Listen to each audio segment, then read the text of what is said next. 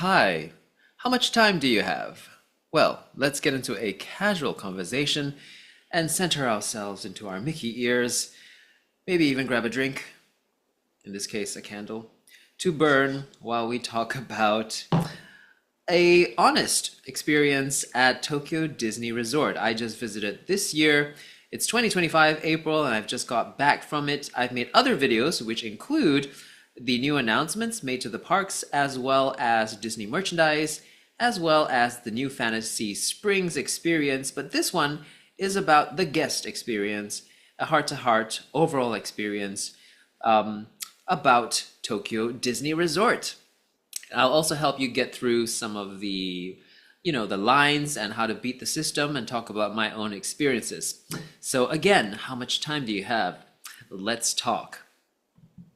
Overall, I find that the Tokyo Disney Resort in general is very much beloved by the locals, and so you get a lot of the local crowd, and sometimes they're very full of passion, and so the lines can get quite long, and it's just something you have to deal with. You have to get in really early to get into the parks. I would say an hour and a half if you want to be at the front when the rope drops. An hour is still okay, but especially if you want to get to some new attractions, like in this case, Fantasy Springs, or the new Beauty and the Beast castle, for example, you're gonna have to get in much earlier and target those rides. There are also going to be new rides coming along, and that's all in another video. But so for those rides, like the new Upland, the new Wreck-It Ralph ride, or anything to do with Incredibles, or the new Space Mountain that's coming, you're gonna have to figure your way around getting into the park early. So we're gonna talk about getting to the park early, and then we're also gonna be talking about how to jump the queue for other types of rides, because you can't get in all the rides when you get into the park, right? Maybe two rides, and then the day starts proper, and you're gonna be stuck in lines. So let's first talk about how you jump the queue with special passes. There used to be fast passes where you could, get one to come back to the ride within a designated time, and then get on it and then get a new fast pass. But now that's eradicated. That used to be free. You now have to buy some kind of premium access pass. So it's called premium access in Japan. It's very confusing in the rest of the world. There are different names for it, like Genie Plus, and I don't even know anymore. But in Japan, it's called premium access. And these are for the popular rides, right? Like Toy Story Mania.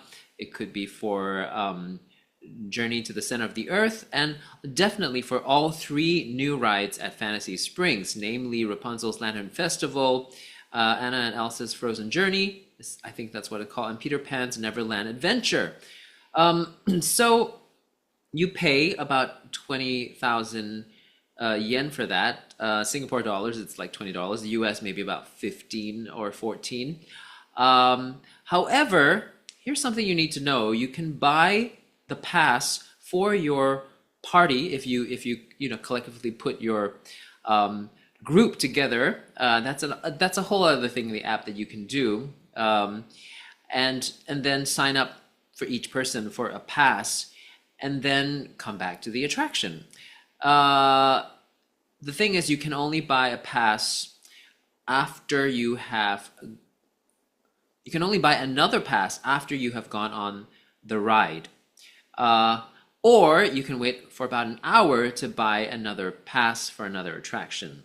So there is like a time thing that limits you from buying too many passes immediately. Another thing is that there is a confusing aspect of another type of pass called the, let me look at it closely. It's the 40th Anniversary Priority Pass, which applies to different types of rides. So you have to check the app very carefully to see which passes you can get and which pass applies to which ride. It's not too difficult, because once you fish out the ride itself on the app, you'll be able to see in one corner what type of pass that you can buy. The app itself is pretty clunky. I think sometimes it's hard to scroll and find out where these passes are after you've bought them. There are different tabs to click on to change between attractions and restaurants and other things, merchandise shops. Pretty clunky. And also in terms of the app, you can use it to look at wait times for the rides. It was this experience not working so well because there were rides that had wait times that said temporarily closed. So this confused my party, and myself included, being quite a regular Disney park fan and a visitor.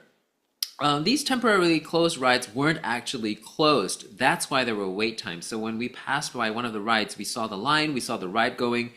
It confused our planning for the day. So that was a little confusing and not appreciated. I mean, you're paying money to get into these parks, and you want to make the best of your day by properly planning things.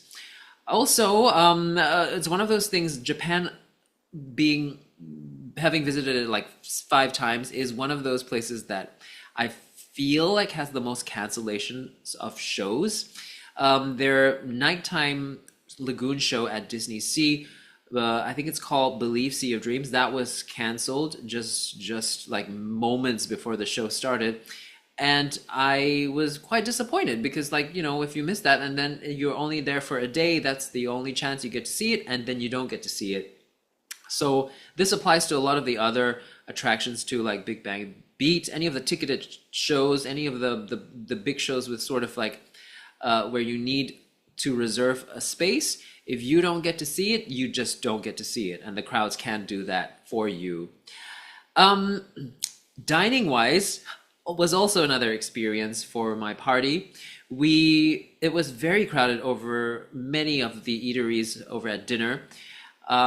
We tried to make a reservation actually for Magellan's for lunch. Lunch is not so bad, but it was full just like within 24 hours of the date being released. I believe reservations can be made a month in advance, so you have to be really, really quick. And also, I think there's a language barrier, and I'll get to that in a bit. But this particular instance was me just wanting to look within the restaurant, Magellan's, because I couldn't get a reservation. I've been in there before, and there's a secret little wine cellar thing that you can ask to sit in, which is pretty cool. But it's also not as spectacular because the decor around it is not so thematic. So exclusive, but not grand. But in any case, I asked to look inside the restaurant, to step in to look at it, and the language barrier made it seem to think that to them that we wanted to eat there, and they just kept saying no. But then I reacted in a more astounded way, going, I can't even look, like I can't just to look, and then she's like, no, you can come in. So lost in translation, not sure what the actual protocol is. We did step in for a bit to look around. I was there to show my friends. In any case, so you have the priority access, premium access pass, the priority pass with the 40th anniversary. And so those are some ways that you can get onto the rides. Another way, of course, is to, like I said, get early into the park lines. Now, this is another complicated thing because hotel guests can get into the parks quite easily, or rather 15 minutes before everyone else. However, it is a little complicated because it depends on which hotel you stay at. That determines which park you can enter first. Let's start clean and easy. Disneyland Hotel can gain you access to only Disneyland, Tokyo Disneyland, the park itself. If you're intending to go to Fantasy Springs, which is in Tokyo Disney Sea, which is the other park, do not stay at Disneyland Hotel. The Fantasy Springs Hotel itself will get you into Tokyo Disney Sea, into Fantasy Springs. And that's the best hotel to stay at because Fantasy Springs is situated right at the back of Tokyo Disney Sea. And so the hotel, being right there, gives guests only at that hotel access to enter Fantasy Springs right 15 minutes early before everybody else. And you may even get a chance to get on 2 rides before the crowd comes in. If you stay at Ambassador Hotel or Hotel Miracosta is also at Tokyo Disney Sea, but that's at the front. So you would have to get into the happy entry line for Ambassador Hotel guests and Miracosta guests to get into Tokyo Disney Sea. Now that sets you off already a little bit because you have to run all the way to the back of the park to get on the rides. So there's a lot of improvisation that you have to do while in the parks to decide how you're going to play your game depending on the crowd. For us, we stayed at Disneyland Hotel and had no happy entry. And we were also not very early to the front of the gates, 30 minutes before the park opened. And so by the time we got in, which was like, it opens at 9 a.m., which was like maybe 9:20 or so. And we tried to book the premium access pass for Frozen. We couldn't. It was sold out. Believe it or not, these passes sell out. It's insane. So this is what I mean about the crowds doing you in here at Tokyo Disney Resort.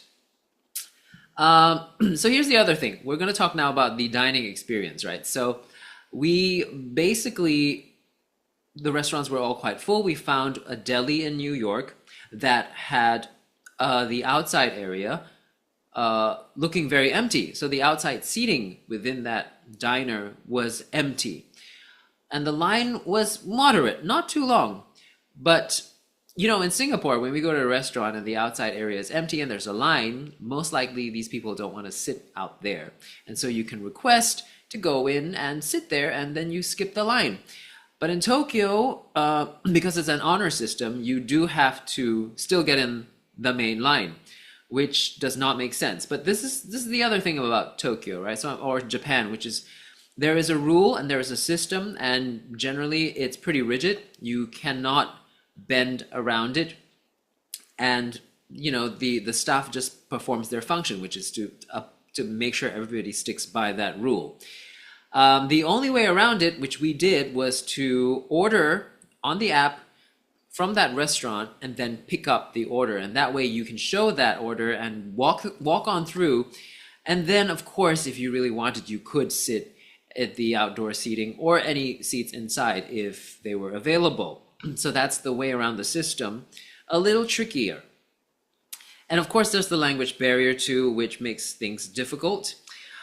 Generally, there was also a time where, in line with what I'm saying about how the staff is sort of like reading off a script and they have to follow protocol, there are times where I did say I didn't speak English, but the staff still continued speaking in Japanese. I think it's just something they have to do. Until one time where the doors opened and I was still not supposed to step forward, but I did. And then the staff spoke English to say stop.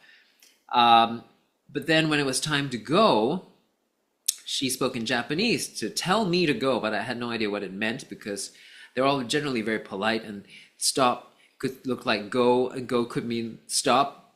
And so I did ask quite bluntly. I said, so whatever you're saying in English means I can go, or do I still wait? So basically, there's that element of like, you spoke to me in English to stop me, but why didn't you speak to me in English for me to go? So it's weird, some of these interactions that I've had.